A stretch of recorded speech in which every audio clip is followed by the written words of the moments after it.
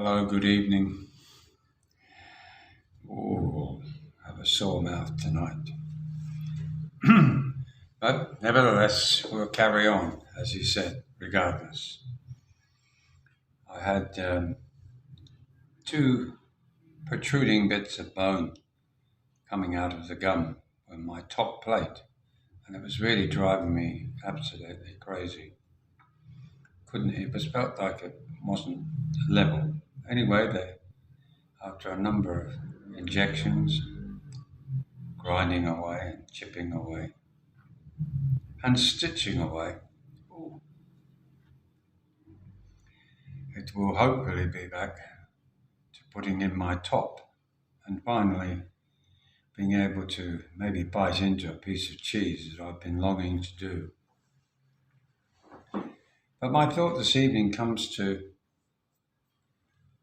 the idea, I know we've talked about it on many occasions, and that is about communication. It just dawned on me this evening. Trying to get your Filipina to look after themselves, to maybe undertake a little bit of, how would we call it, preemptive strike when you're feeling a little bit down or you're feeling a bit off colour. In particular, if you have, in the case that I was talking about, lady here has a swelling on her face, caused, I believe, maybe by sunburn, or it could actually just be some form of a little infection. But to alleviate some of the problems, I've suggested that we hit it with a little bit of antihistamine to make sure that it's not something she's allergic to, and also, as there's a swelling there, to have some form of antibiotic. And I'm not suggesting for 1 minute I'm a doctor, but I was trying to get your Filipina to go to a doctor and seek some professional help. It's like trying to stop a bull in a china shop from wrecking the place. Pretty near impossible. But in the course of events, it dawned on me how, when you're trying to explain something to somebody from another culture, another language, in another language that's not their own, it can be extremely frustrating for both when you try and explain that what you're trying to explain doesn't seem to be getting through. It doesn't matter how many times or how we present the argument or the discussion, the point of view, it just simply doesn't hit the point, it doesn't hit the mark. And even just trying to explain how, I'll give you an example. I'm sure many of you have got girlfriends, wives, companions who have been used to doing things their way. And you come along and, of course, you're a bit like two left feet. You haven't picked up yet quick enough the things that they require you to do to keep them happy. Might be like, can you put these up on the line? So you go and put them up on the line. That's what they said. Could you put them up on the line? So you put them up on the line. And then they go, no, this way. Now, I can see their point of view, but they don't accept your point of view. And it's not a case of we're always wrong. It's just simply there's a Filipino way of doing things, and it's their way. And no amount of effort on your behalf will actually persuade them to do it a different way. I'm sure there's a number of guys that will make comments and say, oh, well, I showed my wife how to do this or how to do that, and she now does it this way. Let us know how you did, how you went then, how it continues. Great. But it doesn't always happen. That's what I mean. Let's not be too generalizing. But you're handed two options: to pick up a bin full of plastic bin full of freshly laundered clothes ready to be hung up or maybe folded, and a bunch of hangers. So what do? You start to pick up the heaviest one. No, no, no. You have to pick up the hangers. Oh, they go over there, behind the car. So off you go behind the car and you put them in what you believe to be a safe place for someone to find them again. Not noticing that in front of that, where you put them, is another little hanger with a whole load of hangers on there. And of course, it doesn't dawn on you straight away because it's the first time you've done that. You have to be so observant because sure enough, they come along and say, no, no, no, no, what are you doing? Wrong, wrong. They go there. So, of course, you feel like a 5-year-old being told where to go and pick up your toys and put them away in your bedroom. But again, it's communication.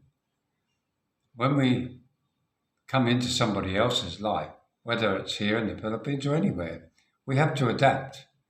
We have to try and pick up very quickly the mood of the place, the running routines, the regime of cleaning, the reality that once you're shown to open the curtains each morning, that's your job.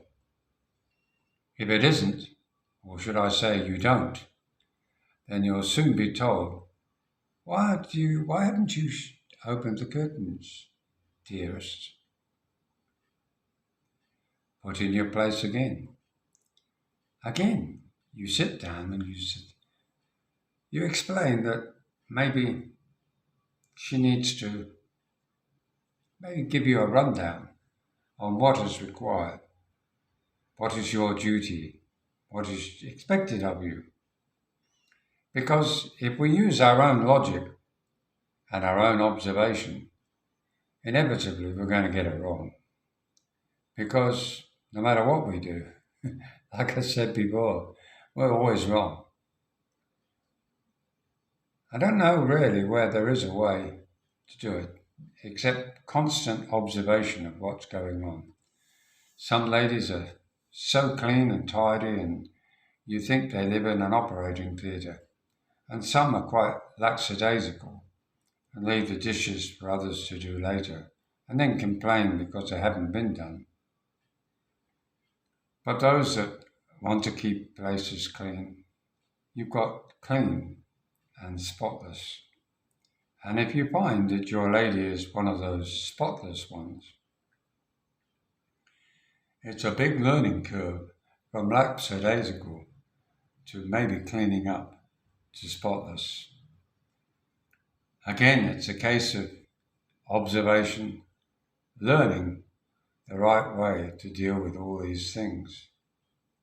And it's not going to happen overnight, as I said before. These are things that they're reluctant to actually sit down and say to you, this has got to be done this way or that. You just have to learn. And in a country where women often like to be the boss in the house, and they like to do what they believe to be their required duty. What they do is sit down, dear. I'll bring you a meal.